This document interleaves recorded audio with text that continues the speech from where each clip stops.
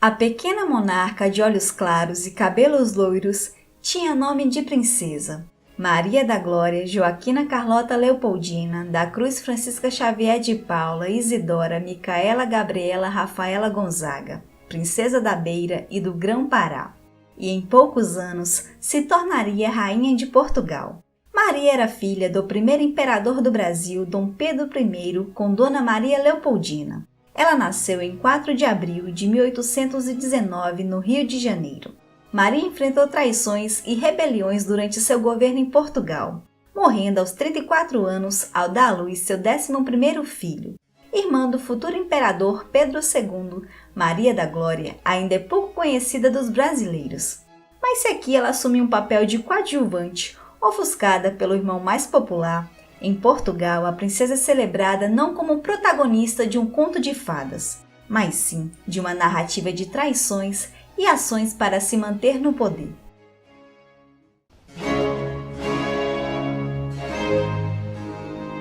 No Palácio de São Cristóvão, no Rio de Janeiro, Maria da Glória teve uma infância despreocupada e feliz, educada e muito amada pelas camareiras do palácio e pelos pais.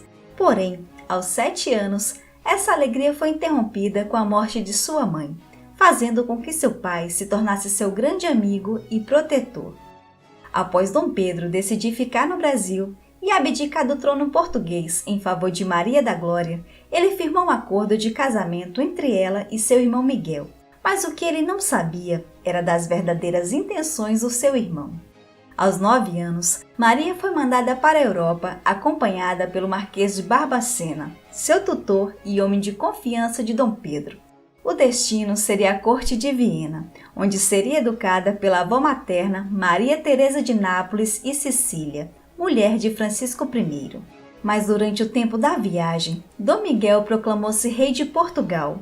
Com isso, o Marquês de Barbacena considerou mais seguro ir para Plymouth e depois para Londres, pois lá havia uma numerosa colônia de portugueses liberais exilados. Dona Maria foi recebida com entusiasmo em Plymouth, onde reinava o rei Jorge IV. Lá, com 9 anos, ela pediu ao Duque de Wellington: "Sei que vós noutro tempo salvastes meu avô. Espero, portanto, que também agora salveis sua neta." Por motivo de segurança, em 1829, Dona Maria teve de regressar ao Brasil, onde encontrou seu pai casado pela 2ª vez com Amélia de Beauharnais. É a madrasta quem se encarregará de sua educação, impondo-lhe um horário espartano de estudo. Em 7 de abril de 1831, Dom Pedro I abdicou da coroa imperial do Brasil em nome do seu filho Pedro II, irmão de Maria, e foi para a Europa com a filha e a 2ª mulher. Garantiu os direitos de Maria à coroa de Portugal. Tomou o título de Duque de Bragança e de regente em seu nome. Durante seu exílio na França, Maria vai se recordar como um dos períodos mais felizes da sua atribulada existência. Durante sua estadia, uma grande amizade irá nascer e durará até o fim dos seus dias. Clementina, filha do rei, será sua melhor amiga. Essa amizade será mais tarde cimentada com o casamento de Clementina com o irmão do futuro marido de Dona Maria. Enquanto Dom Pedro organizava os apoios para a causa liberal contra o irmão Miguel, continuava escrevendo para a filha, sempre acompanhando o desenvolvimento intelectual e humano. Talvez o amor paterno tenha sido um fator importante na futura maneira de como a jovem rainha irá ser mãe e educadora. Para alguns historiadores, a rainha pode ter cometido erros graves como governante, mas são unânimes em reconhecer seus dotes como educadora.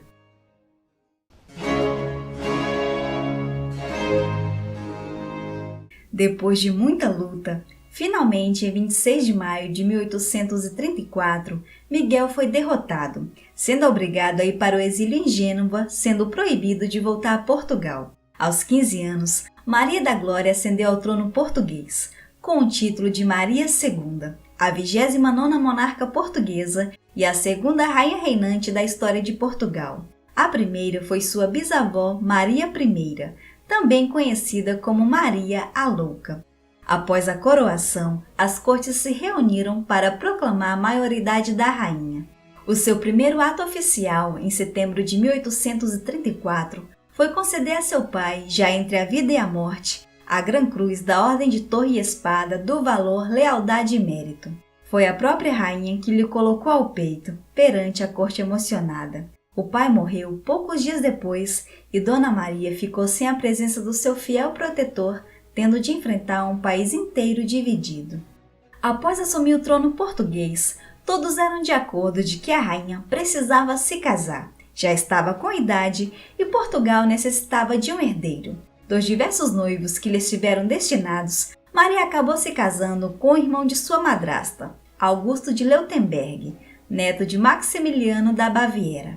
O casamento foi celebrado em 28 de janeiro de 1835, mas apenas 2 meses depois de casados, seu marido morreu. Dom Augusto enfrentava uma grave inflamação que se espalhou pela garganta, esôfago e estômago. Na época, foi levantada a hipótese de envenenamento, descartada depois por uma necrópsia feita por uma junta médica de brasileiros e estrangeiros, convocada por Maria da Glória e sua madrasta. Há registro de que o monarca teria sido vítima de uma angina, dor no peito causada pela redução do fluxo sanguíneo para o coração. Ainda se recuperando do trauma de perder o marido tão jovem, a corte decidiu casá-la novamente. O escolhido foi Fernando de Saxe-Coburgo-Gotha. A jovem viúva estava ansiosa para conhecer o seu futuro marido e chegou a escrever a sua amiga Clementina para que ela lhe dissesse como ele era, já que ela o conhecia. Maria estava com 17 anos e ele com 19. O casamento aconteceu em abril de 1836, mas Dona Maria só pôde ver o marido meses depois. Não é exagerado dizer que este casamento foi um raio de sol na existência atribulada desta rainha portuguesa. É verdade que foi um casamento político, mas ela o amou verdadeiramente. Após o casamento, ele foi nomeado Marechal-General do Exército Português. Em novembro de 1837, nasceu o primeiro filho do casal e herdeiro do trono, o futuro rei Dom Pedro V. Dom Fernando será por lei declarado rei, com o título de Fernando II, passando à posteridade como rei artista. Desde sua primeira gravidez, aos 18 anos de idade, Maria II enfrentou problemas para dar à luz, com trabalhos de partos prolongados e extremamente difíceis. Exemplo disso foi a sua terceira gestação, cujo trabalho de parto durou 32 horas, fim das quais foi retirada a fórceps uma menina. Aos 25 anos de idade e em sua quinta gestação, a soberana tornou-se obesa e seus partos tornaram-se ainda mais complicados. Em 1847, o sofrimento fetal que precedeu o nascimento de seu 8º filho, o infante Dom Augusto, trouxe ao mundo uma criança bastante roxa e com pouca respiração.